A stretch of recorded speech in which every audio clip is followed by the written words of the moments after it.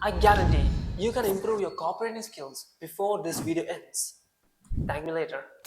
There are 131,000 cooperators worldwide, but only a few can write like David Ogilvy, Joseph Sugarman, and Claudia Hawkins, the legendary cooperators, and make millions. Use this so simple cooperative psychology to become a better cooperator before this time ring ends. The anchoring bias. The first piece of information your audience consumes can influence their decision making and judgments. How to use this in your copywriting? Ask this question: what's the most important thing my audience should know about this offer, product, or service before this world ends?